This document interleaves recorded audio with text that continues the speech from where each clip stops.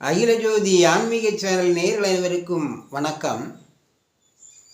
சென்ற பதிவினுடைய தொடர்ச்சியை நாம் இப்போது அறிவோம். பர்ணகசாலையில் இருந்த கவர்ந்து சென்ற சீதாதேவியை ராவணன் இலங்கை கொண்டு சென்று அசோகவனத்திலே சிறை வைத்தான். மான் வேட்டையாடி மாரீசனை கொன்றுவிட்டு ராம லட்சுமணர்கள் பர்ணகசாலைக்கு திரும்பிய போது அங்கு சீதாதேவியை காணாமல் கலங்கி வாடினார்கள். அங்கிருந்த பட்சி பறவைகளிடமும் மிருக இனங்களிடமும் சீதாதேவியாகி அன்னையை கண்டீர்களோ என்று அழுது புலம்பினார்கள். பரம்பொருளாகிய இறைவன் சாதாரண மனிதர்களைப் போல அழுது புலம்புகின்றார்.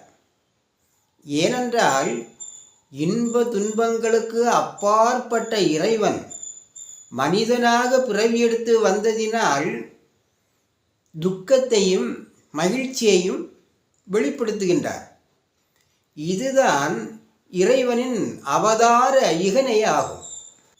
சீதாதேவியை தேடிக்கொண்டு அழுது புலம்பியவாறு ஒரு மரத்தின் கீழ் தன்னுடைய தம்பியாகிய லக்ஷ்மணரின் மடியில் தலை வைத்து ஸ்ரீராமர் துயின்றிருக்கக்கூடிய வேளையிலே அஞ்சனையால் பெற்ற மகனாகிய அனுமன் அவ்விடம் வந்து ராம லட்சுமணர்களை வணங்கி நிற்கின்றார். அப்போது கவச குண்டலம் அணிந்திருக்கும் நீ யார் என்று ஸ்ரீராமர் வினவ தன்னை பற்றிய விவரங்களையெல்லாம் கூறிய அனுமன் தாங்கள் எதற்காக இவ்விடம் வந்துள்ளீர்கள் என்று கேட்டார்.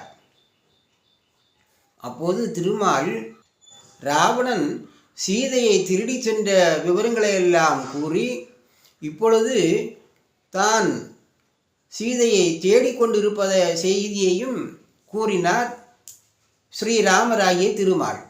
இதையெல்லாம் கவனமாக கேட்டுக்கொண்டிருந்த அனுமன், சுவாமி, என்னுடைய கவச குண்டலங்களை யார் காண்கின்றாரோ அவரே உன்னுடைய தந்தை என்று என்னுடைய தாயாகிய அஞ்சனையாள் தேவி முன்பு என்னிடம் கூறியிருந்தார்கள்.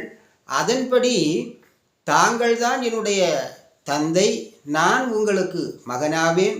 ஆகையால் இப்போதே நான் இலங்கை சென்று அங்கிருக்கும் அரக்கர்களையெல்லாம் அழித்துவிட்டு அன்னை சீதாதேவியை கூட்டி வருகின்றேன், எனக்கு விடையருள வேண்டும் என்று ஸ்ரீராமரை பணிந்து நின்றார் அனுமார். இதனுடைய தொடர்ச்சியை நாம் அடுத்த பதிவிலே அறிவோம். ஐயா துணை.